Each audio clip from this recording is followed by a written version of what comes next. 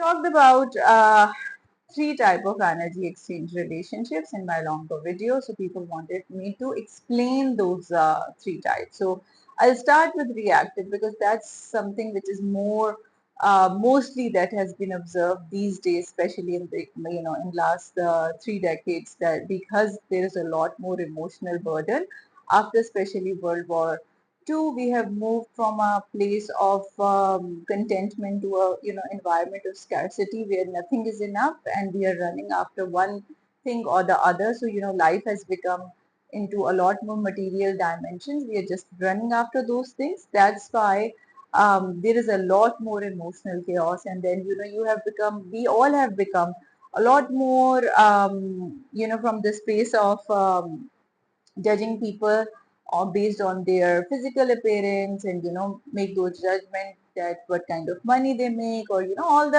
all the material and physical things rather than being on the character, even if you're making friends, even if you're interacting as colleagues or business partners. So you're not going beyond the physical objects, be it on the material side or on the physicality of an individual. So that's why there is a lot more reactivity in the environment, because you're just not able to see people through and read them for who they are. So that's one of the reasons. And then if you and because there is a lot more valid requirement of validation by acquiring material things, so that is creating a lot more rejection and need for approval, need for validation, need for there is a lot more social anxiety attached to this.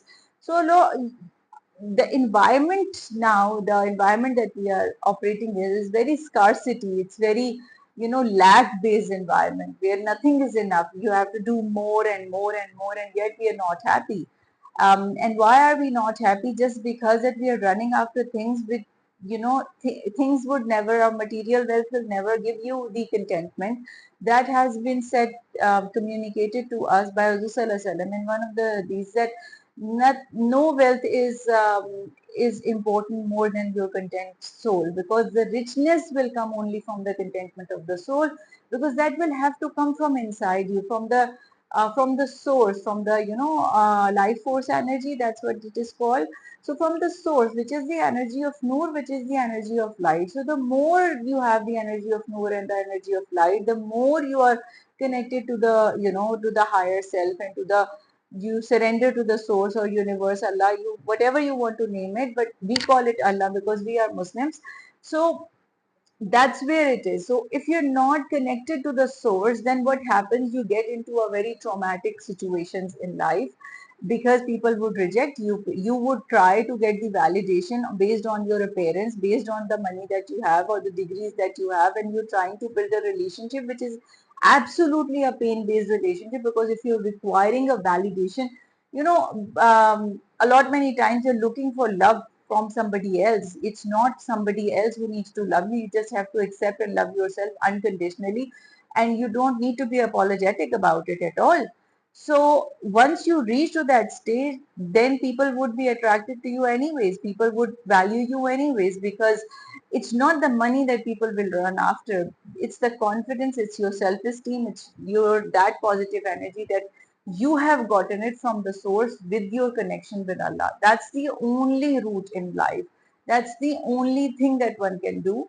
And then that's going to help you build very healthy and positive relationships. If you're building relationships based on either validation or control, or money or materialism or physicality of an individual, just on that, then it's a very trauma based relationship, because it's a pain based relationship. So there is, because all that behavior of yourself is coming from a space where either you're holding on to a trauma of your childhood, because there was a loss, so now you want to control the relationship, a loss of your parent, loss of your loved one, not being loved enough, so now you want to control and hold on to that individual, and same is the case with the other individual. And that's why the relationship is based on the reactivity of both the individuals. So yes, you may be attracted instantly on the physical appearance, or maybe career, or all the glimpses and glamours that we fell for back in the day when we were in 20s. We used to only see all those physical appearances and material stuff.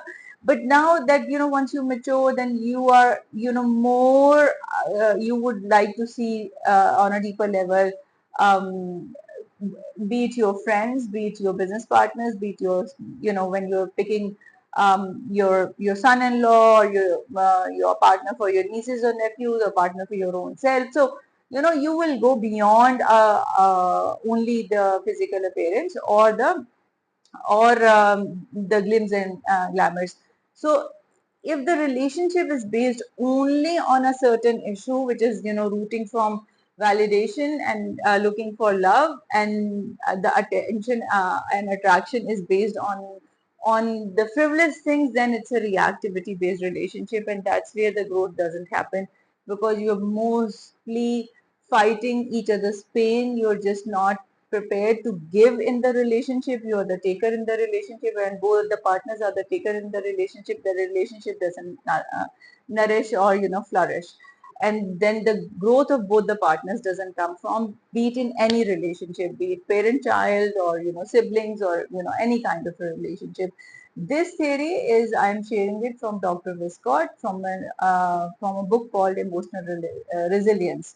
So in case you want to read it a lot more, you can just refer to that book. I find that this very very appropriately demonstrated, or explained through a research, because there are other methods of energy exchange, which is people have talked about spiritual energy exchange, or emotional, or in other dimension. But I find this very very solid, and very practical, and that's what I also observed, and it resonates more with my own point of view.